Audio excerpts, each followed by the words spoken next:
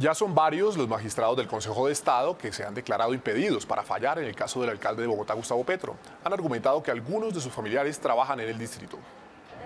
Cada vez es más creciente el número de consejeros de Estado que se declaran impedidos para fallar en relación con las acciones de tutela que el Consejo de Estado, una de las entidades que terna a los candidatos a la Procuraduría, ha recibido sobre la destitución del alcalde Gustavo Petro. Los consejeros María Claudia Rojas, presidenta de la entidad, quien tiene un hijo como empleado en la Procuraduría en el área de Derechos Humanos, ha hecho público su impedimento, al igual que Luis Rafael Vergara, Berta Lucía Ramírez y Jaime Orlando Santofimio Gamboa, quienes también se han declarado impedidos por tener familiares en el Ministerio Público. Noticias Capital conoció que la consejera Elizabeth García tiene a una hermana de ella como empleada en la Procuraduría, mientras que el consejero de Estado, Danilo Rojas, tiene a su esposa como funcionaria del Ministerio Público.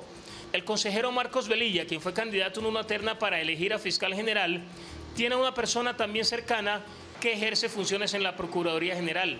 El procurador Ordóñez, quien también fue consejero de Estado, fue presidente de la sección segunda y en el 2004 alcanzó la presidencia de la corporación.